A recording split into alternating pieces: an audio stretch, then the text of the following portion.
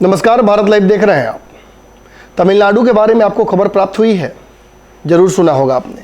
तमिलनाडु में एक खबर उठकर लगातार आ रही है कि वहाँ पर हिंदी भाषियों पर हमला हो रहा है। दरअसल ये मामला पूरा शुरू कहाँ से हुआ और इसकी क्रोनोलॉजी क्या है, ये जान लेते हैं।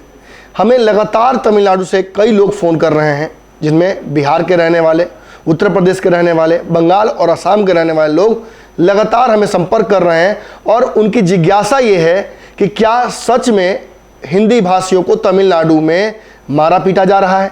कई तस्वीरें वायरल हो रही हैं, कई वीडियोस वायरल हो रहे हैं। अगर आपने भी इन वीडियोस को देखा होगा, हम नहीं दिखा सकते ये वीडियो, अगर आपने देखा होगा तो आपको पता होगा कि किसी वीडियो में कोई तलवार चलाता दिख रहा है, किसी में कुल्हाड़ी दिख रही है, तो किसी में कटार दिख रहा है। इन तलवारों और इन वीडियोस के माध्यम से ये साबित करने की कोशिश की जा रही है कि non Bihari, non Hindi speaking और हिंदी स्पीकिंग के बीच एक लड़ाई छिड़ी हुई है। देखिए, दरअसल तमिलनाडु एक ऐसी जगह है जहां पर बहुत सारे लोग अलग अलग स्टेट्स के काम करने पहुंचते हैं, जिनके पास बेसिक प्राइमरी स्किल्स नहीं होते हैं, जिनके पास पढ़ाई नहीं होती है। जो थोड़े बहुत स्किल्ड होते हैं वो यहाँ पर बनी फैक्ट्रीज़ में विभिन्न तरह का काम करते हैं, चाहे उद्योग में हो, चाहे प्रोडक्शन में हो। इन सभी चीज़ों में बिहारी मजदूर काफ़ी सस्ते लेबर के तौर पर जुड़ जाते हैं और यहाँ कमाकर अपने घर पैसे भेजकर बिहार या फिर अन्य जगहों पर अपने परिवार का पोषण करते हैं। इसके दौरान कई बिहारी बिहार से जो जाते हैं वो एकजुट होकर एक जगह रहने लगते हैं। अगर बड़ा भाई चला गया है तो उसके पीछे पीछे छोटा भाई भी चला जाता है। एक स्टेबल नौकरी मिल जाती है, कुछ पैसे मिल जाते हैं और कोई कर्जदारी, कोई बहन की शादी, ये सब करने वहाँ पहुँच जाते हैं। दिक्कत यहाँ नहीं है, दिक्कत दरअसल इस बात से है कि कई मिस इन्फॉर्मेशंस सामने आती हैं। कहीं भी लोग रहते हैं तो हत्या और लूट जैसी घटनाएं तो होती रहती हैं। अपराध समाज का अब हिस्सा बन गया है, हर राज्य में अपराध होते हैं। अपराध के ऊपर कानूनी शिकंजा उस स्टेट की गवर्नमेंट का काम होता है। तमिलनाडु में ऐसी कई घटनाएं हुई हैं जिनमें नॉन हिंदी स्पीकिंग ने हिंदी स्पीकिंग लोगों को टारगेट किया है, लेकिन इसका मतलब ये नहीं कि वहाँ लगातार ऐसी घटनाएं होती रहती हैं। जो लोग अभी वहाँ मौजूद हैं उनके अंदर बेचैनी बढ़ी हुई है। इस बेचैनी के बढ़े रहने का सबसे बड़ा कारण है कुछ वीडियोस का लगातार सोशल मीडिया और व्हाट्सएप के माध्यम से एक जगह से दूसरी जगह ट्रांसमिट होते रहना। कई पुरानी वीडियोस भी सामने आ रही हैं जिसमें तलवारबाजी की खबरें और उस वीडियो में फुटेज साफ तौर पर देखा जा रहा है। हम आपको आज पूरा का पूरा इन्फॉर्मेशन क्लियर देने के लिए आए हुए हैं। सबको कन्फ्यूजन है, मैं चाहूँगा कि इस वीडियो को पहले आप शेयर कर लीजिए ताकि बहुत ज़्यादा लोगों तक ये बातें पहुँचें और चीज़ें वास्तविक तौर पर फिर से नॉर्मल हो सके। जो बेचैनी बढ़ी हुई है वहाँ के मजदूरों में, ख़ासतौर पर बिहारी मजदूरों में, वो शांत की जाए। देखिए, दरअसल होली का सीज़न है, कई लोग बसों और ट्रेनों के लिए लगातार लाइन लगे हुए हैं और ये केवल तमिलनाडु का नहीं है बल्कि पूरे देश भर की परिस्थिति है।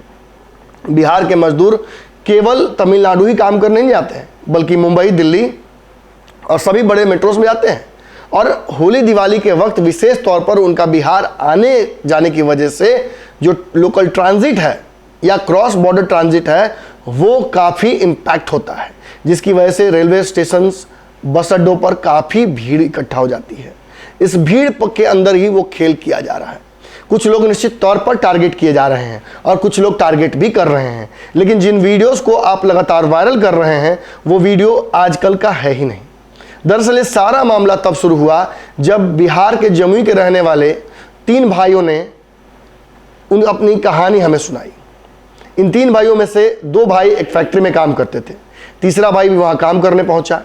तीसरा भाई जब कुछ दिन तक काम कर लिया उसके बाद अचानक एक दिन 2 भाई जब काम करने जाते हैं तो तीसरे की लाश जो है फांसी के फंदे पर लटकी नजर आती है, जिसके बाद ये पूरा ड्रामा शुरू होता है। दरअसल जिन परिस्थितियों में उसकी मौत हुई है इसको लेकर भी संशय है। क्या उसे किसी ने मार दिया और उसके फांसी के फंदे पर लटकाकर ये एक पूरी तरीके से खुदकुशी जाहिर करने की कोशिश की। मामला यहीं से शुरू हुआ, जिसके बाद छोटी छोटी घटनाएं कहीं हुई। सिगरेट का कस किसी ने किसी महिला के ऊपर उड़ा दिया, बिहारी ने, जिसकी वजह से वहाँ के लोकल लोगों ने उसके साथ मारपीट की। बताया जाता है कि ऐसी घटनाएं पहले भी होती रही हैं। उन्हीं घटनाओं के वीडियोस लगातार वायरल किए जा रहे हैं। फिलहाल ऐसी कोई घटना नहीं हुई है जिसकी वजह से आपको या आपके परिवार को डरना चाहिए।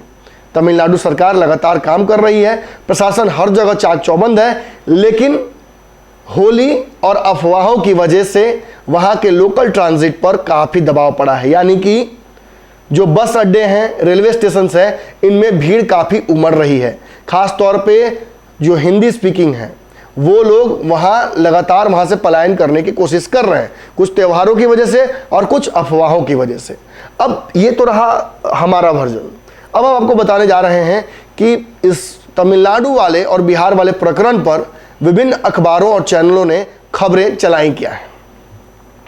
सबसे पहले हम नवभारत टाइम्स के पास पहुंचते हैं। नवभारत टाइम्स ने एक खबर चलाई है जिसे मैं आपको पढ़कर बताना चाहूँगा। तमिलनाडु में बिहार के एक शख्स की संदिग्ध हालत में मौत हो गई है। सिकंदरा प्रखंड के रहने वाले युवक की तमिलनाडु में दासपुर में कमरे में पंखे से लटकी हुई शव मिली है। फिलहाल मामले की जांच की जा रही है। 5 दिन पहले तमिलनाडु के तिरुपुर में सिकंदरा थाना क्षेत्र की ददौरी गांव के 2 भाइयों में एक की हत्या कर दी गई थी, जबकि दूसरे भाई पर धारदार हथियार से वार कर घायल कर दिया गया था। सिकंदरा वार्ड नंबर 12 रविदास टोला निवासी कृष्णदास के बेटे तुलसी कुमार और सोनू कुमार वर्षों से तमिलनाडु में दासपुर में रहने और कंपनी में काम करने के लिए वहां रहते थे। दोनों भाइयों के पास तीसरा भाई मोनू कुमार तमिलनाडु काम करने के लिए गया। मृत युवक के पिता कृष्णदास का कहना है कि मेरे बड़े पुत्र तुलसी कुमार और सोनू कुमार सुबह कंपनी में काम करने गए थे। शाम 4 बजे रूम पर वापस लौटे तो देखा कि बंद कमरे में भाई मोनू कुमार की जो लाश है वो पंखे से फंदे में लटक रही है। तुरंत इसकी सूचना स्थानीय पुलिस को दी गई। इस घटना से परिजनों में कोहराम मचा हुआ है। आसपास के रहने वाले हिंदी स्पीकिंग और बिहारियों में काफ़ी तनाव है। बताया जाता है कि मृतक मोनू कुमार तमिलनाडु में दासपुर में थाईसेमी ऑटो कंपनी में काम करता था। तमिलनाडु में ही मृतक का दाह संस्कार भी कर दिया गया है। ये नवभारत टाइम्स ने खबर चलाई है। अब इसके बाद और भी लोकल पोर्टल्स हैं, तमिलनाडु के चैनल्स हैं और बिहार के चैनल्स हैं जो इस पर खबर लगातार चला रहे हैं। बात जमुई की घटना की बार बार जिक्र की जा रही है। जमुई की घटना के जिक्र करते हुए आपके स्क्रीन पर ये तस्वीर होगी, आप देख सकते हैं। ये तस्वीर उस शख्स की है जिसकी हत्या बताई जा रही तथाकथित रूप से कि हो गई है। अब इस पूरे मामले को जरा आपको बताने की कोशिश करते हैं कि ये मामला किसी और चैनल के माध्यम से क्या दिखाया गया। पटना लाइव का एक पोर्टल है, उस पर यह तस्वीर और ये खबर दी गई है। उसमें लिखा गया है, तमिलनाडु के त्रिपुर में जमुई के रहने वाले 2 भाइयों पर तलवार से हमला हुआ है। घटना में एक भाई की मौत हो गई है जबकि दूसरा गंभीर रूप से घायल है। पिटाई और हमले का वीडियो सोशल मीडिया पर लगातार वायरल किया जा रहा है। ये घटना कुछ दिनों पहले हुई थी। युवक जमुई के सिकंदरा थाना क्षेत्र के ददौरा गांव का रहने वाला पवन कुमार था। त्रिपुरा में रहकर सिलाई दर्जी का काम करता था। साथ में उसका छोटा भाई नीरज कुमार भी वहीं और ममेरा भाई बलिराज कुमार भी वहीं रहता था। घटना में मृतक का भाई नीरज भी बचाने के क्रम में जख्मी हुआ है। बाद में घटना की सूचना भाई ने अपने पिता को दी। इसके बाद परिवार में कोहराम मच गया है। देखिए, तो ये घटना जो है, इस पर उनके पिता का रिएक्शन क्या था। पिता ने बताया कि हत्या के बाद पवन की लाश को तमिलनाडु में छोटे बेटे नीरज ने दाह संस्कार कर दिया। घर आने के बाद ही घटना की सही जानकारी मिल पाएगी। हत्या को लेकर कई तरह की चर्चाएं हो रही हैं। कोई अवैध संबंध बता रहा है तो कोई बता रहा है कि स्थानीय लोगों के साथ मुठभेड़ हुआ था। बताया गया कि दोनों भाइयों पर घर में घुसकर हथियार से हमला किया गया। सड़क पर भी हमला किया गया जिसका वीडियो वायरल हो रहा है। लेकिन इस मामले में अब तक पुलिस ने कोई जानकारी सार्वजनिक नहीं की है। इसलिए जो भी घटना है वो सारी जो भी अफवाहें उनके सामने आ रही हैं वो मनगढ़ंत हैं। वीडियो में दिख रहे 3 युवक धारदार हथियार से हमला कैसे करके भाग रहे हैं वो दिखता है। त्रिपुर में 5 साल से रहकर सिलाई का काम कर रहा व्यक्ति जिस पर हमला हुआ है वो मौत के घाट उतर गया। 4 साल पहले उसकी शादी चंद्री थाने के मणिपुर गांव में हुई थी। उसकी कोई संतान नहीं है। तस्वीर आपके स्क्रीन पर है। देखिए, घटनाएं जो हुई हैं वो पूर्व में हुई हैं। हाल की एक घटना है कि एक व्यक्ति अपने ही कमरे में फांसी के फंदे पर झूलता हुआ नजर आया था। अब इसके बाद जो आहापोह की स्थिति बनी है उसकी वजह से वीडियोस लगातार सोशल मीडिया पर वायरल किए जा रहे हैं। कई लोग हमें लगातार फ़ोन करके जानने की कोशिश कर रहे हैं कि सरकार क्या कर रही है। देखिए, सरकार के करने के लिए बहुत कुछ है ही नहीं। दरअसल स्टेशंस पर जो भीड़ लगी हुई है वो अफवाह और जैसा कि मैंने कहा कि होली में घर आने वालों की है। और जो वीडियो आप लगातार सोशल मीडिया पर वायरल कर रहे हैं ये वीडियो पुराना है।